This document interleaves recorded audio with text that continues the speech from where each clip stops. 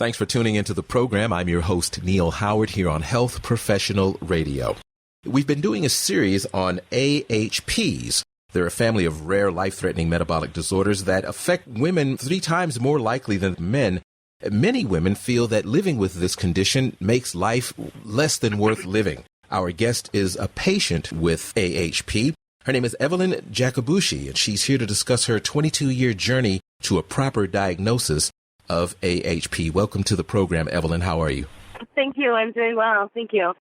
So give us a bit of background about yourself. What is it that you do, and how did you come to be diagnosed after 22 years with AHP? Well, I'm a stay-at-home mom right now. I have 4 children, 14, 6, 5, and 4. I am a former federal officer for Homeland Security. I started getting sick when I was 8, and I wasn't diagnosed until I was 30. So when you started getting sick when you were 8, all you know is that you're sick. What types of symptoms were your parents having to deal with in retrospect, and how were some of those symptoms persistent throughout the years? I started getting really bad headaches, which were diagnosed as migraines originally. I would get bouts of severe nausea, and all of these continue to this day.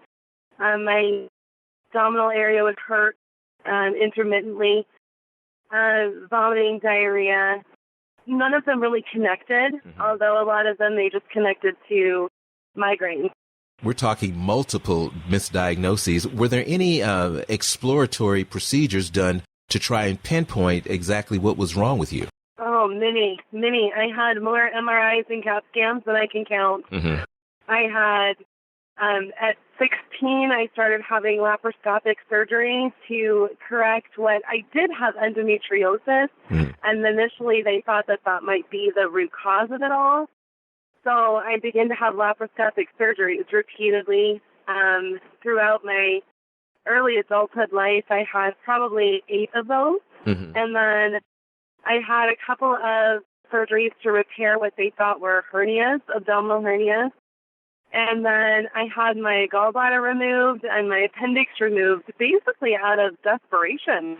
You know, it was really, there wasn't a whole lot wrong with them, but it was sort of, let's just try and see if this works. So you're a teenager and all of these things are taking place. What about your social life? Hanging out with other kids, other young adults as this process is going on? You know, that's twofold. I think porphyria also causes anxiety. So there was some social anxiety there as well. And I was homeschooled, so that kind of creates a little anxiety and awkwardness.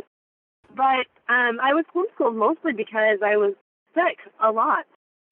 So I was involved in my youth group at church, and that was a good social life. But I really, I struggled because I couldn't really plan to do anything, and that's still a struggle for me, because I never know how I'm going to feel day to day.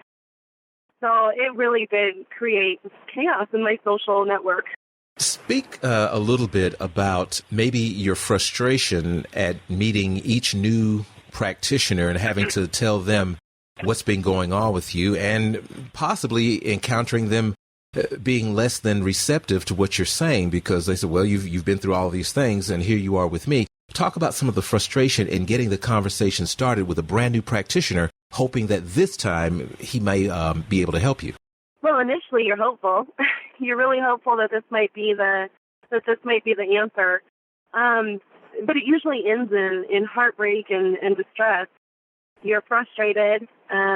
They usually ends in, well, there's nothing wrong with you. We've done all the blood tests. We've done all the urine tests, and you're fine. We've done a CAT scan, an MRI, and you're fine. And so most of them were really sympathetic, but there are those who were just, you know, especially as a teenager, you're a hypochondriac, you know, and there's nothing wrong with you. I don't know. There's got to be something mentally wrong with you. So then it just ends in frustration, and you kind of start closing in on yourself. You know, you just don't want to share your pain with anybody. And so you stop telling anybody that you're hurting, which is really dangerous.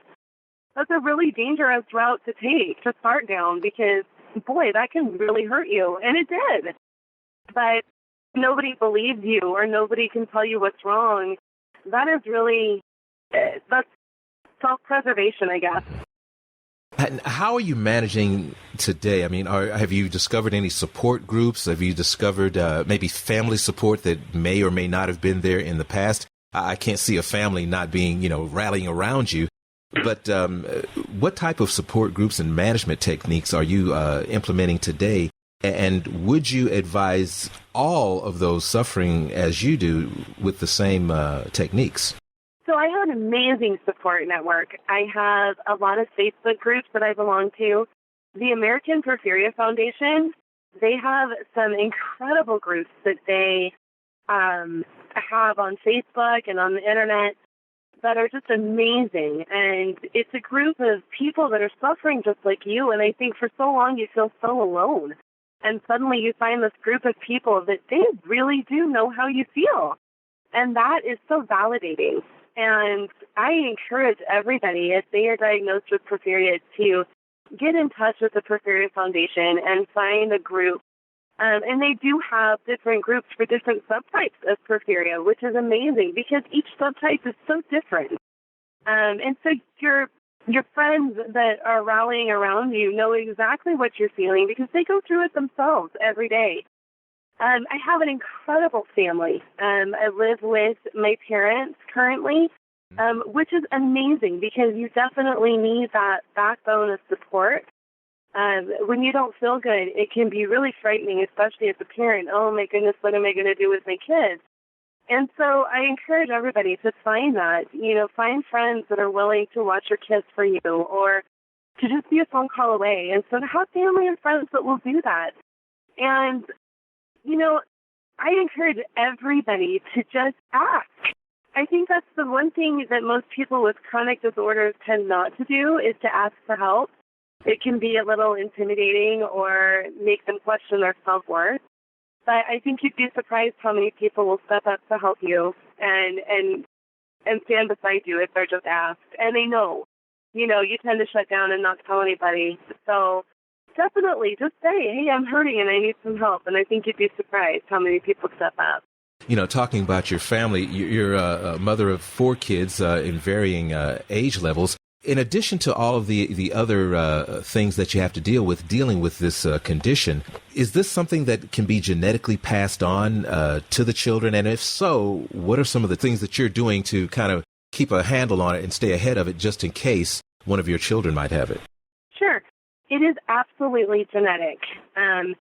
I was adopted, so there's not a whole lot of family genetic history that I knew. But once I was diagnosed, I do have contact with my biological mother's side. And after finding out my diagnosis, I really encouraged my 2 half-sisters and my biological mother to get tested. And it ends up that they are all positive for the gene, and one of them has full-blown AHP as well. And so knowing that genetic component is there, it definitely is a concern for me, for my children, especially my girls. But so it doesn't usually show up until you are in puberty. For me, it just happened to show up a little earlier. So my 14-year-old is the one that we're watching the closest right now, and she is just incredibly amazing. And she is willing to talk to me. I really encourage an open dialogue with her about how she's feeling so that, should I sense any one of those symptoms come up, that I can get her in and be tested. So there's genetic DNA testing that you can do for your kids, and I believe that they can do it even when they're younger, although it definitely is better when you're older and through puberty. I just keep a closer eye on them than most normal parents would, I guess. Well, where is there a website that maybe some of our listeners can go to? The American Porphyria Foundation, is that one of the best options online to get some more information? It is absolutely one of the best. The American Porphyria Foundation is absolutely one of the world's leading places to go to find out more information on testing, treatment, diagnosis, and then, of course, any other questions that you might have in support groups. They have some of the most world-renowned specialists in porphyria there, and they are just incredible, and they are willing to step up and help anybody. And I would really encourage people, if they have even an inkling that they might have it or they might know somebody, go in and find out. get some more information from there. Well, Evelyn, it's been a pleasure. Thank you so much for coming in and talking about this very personal, very important issue. And I'm hoping to have some future conversations with you. Yes, I look forward to it. Thank you. You've been listening to Health Professional Radio. I'm your host, Neal Howard. Transcripts and audio of the program are available at healthprofessionalradio.com.au and also at hpr.fm. Subscribe to this podcast on iTunes, listen in and download at SoundCloud, and be sure and visit our affiliates page when you visit us at hpr.fm and healthprofessionalradio.com.au.